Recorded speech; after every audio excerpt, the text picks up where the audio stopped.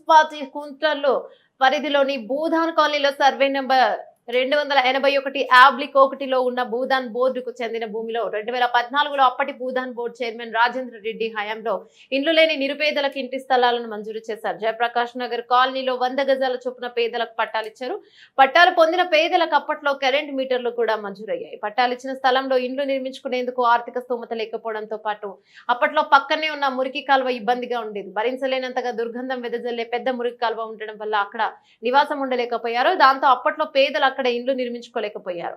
ఇంటి అద్దెలు భరించలేక తమ ఫ్లాట్ లోని చిన్నపాటి ఇండ్లు కట్టుకునేందుకు సిద్ధపడ్డారు. సర్వే నెంబర్ 281 ఆబ్లిక్ 1లో ఇచ్చిన 100 గజాల ప్లాట్లలో రేకుల ఇండ్లు కట్టుకునేందుకు ప్రయత్నించారు. రేకులతో ఇండ్లు కట్టుకోగా అట్టి స్థలాన్ని కాజేయాలని రియల్టర్లు చూస్తున్నారు.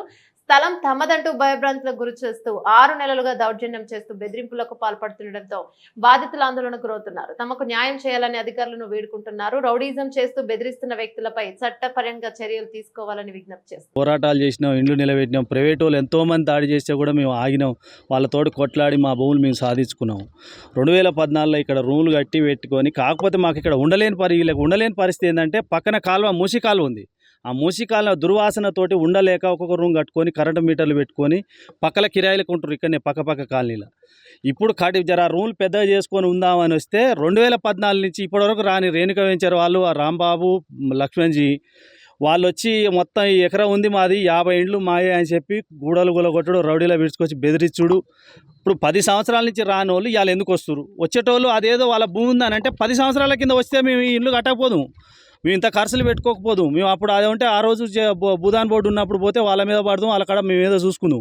ఇవాళ ఇండ్లు కట్టినాక 10 సంవత్సరాలకు వచ్చి మమ్మల్ని భయభ్రాంతులకు గురి చేసి వాళ్ళ ప్రజలను ఉండనియకుండా, ఇండ్లు కట్టుకోనియకుండా, కట్టిన ఇండ్లు గూలగొట్టుడు, 100 మంది రౌడీలు తీసుకురావడం, రాళ్లతోటి దాడులు చేయడం, భయభ్రాంతులు చేయడం. నైట్ ఉండనియట్లేరు, ఎవరు రూమ్ వాళ్ళు ఉంటామంటే ఉండనియట్లేరు. మాల వీళ్ళతోటి పాన భయం ఉంది. పోలీస్ స్టేషన్లో కంప్లైంట్ ఇస్తే సిఐ గారు పట్టించుకోరు. ఇప్పుడు లీగల్గా మాకు హైకోర్టు ఆర్డర్ ఉంది.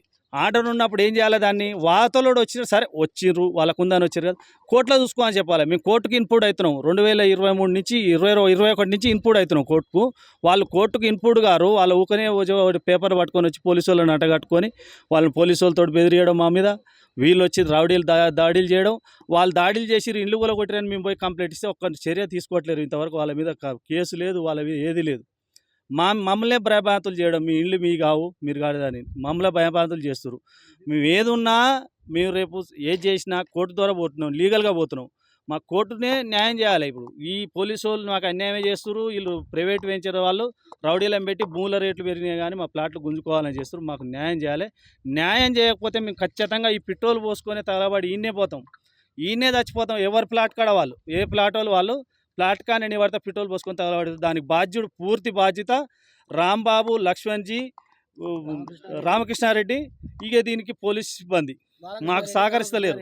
చట్ట ప్రకారంగా వాళ్ళు ఏదైనా ఉంటే కోర్టుకు పోతే చెప్పాలి. వాళ్ళు ఎవరన్నా తప్పు చేస్తే వాళ్ళ మీద కేసులు పెట్టాలి. వాళ్ళు నిర్దాక్ష్యంగా ఇల్లు కూలగొడుతుంటే వాళ్ళ మీద పట్టించుకోరు, వాళ్ళకై రారు, వాళ్ళని ఏమన్నారు, మమ్మల్నే బెదిరిస్తారు. మమ్మల్నే మీరు ఎట్ట కడతారు మీరు ఇల్లు అని అంటే 2014 ఏం చేసినావు? ఈయన భూమి ఉంటే 2014 రావాలి కదా. 2014 రాకుండా ఇప్పుడు వచ్చి మమ్మల్ని ఇల్లు కూలగొట్టిస్తామని చెప్పి రౌడీలో పెట్టి ఇల్లు కూలగొట్టించుడు. నీకు ఒకవేళ నిజంగా నీకు సర్వే వెళ్తే కోర్టు నుంచి నోటీస్ పంపించి కోర్టు ద్వారా కూలగొట్టాలి. కానీ వీళ్ళు అర్జనంగా మా మీద దౌర్జన్యం చేస్తారు. వీళ్ళ మీద చర్యలు తీసుకోకపోతే మటుకు మేము రేపు కలెక్టర్ని కలుస్తాం, సిపిని కలుస్తాం. మేము ఇంకా అన్ని కూడా న్యాయం జరగకపోతే ఈ ప్లాట్ల కానీ ఎవరి ప్లాట్ కాడ వాళ్ళు పెట్రోల్ పోసుకొని తగలబడి చచ్చిపోతాం. అది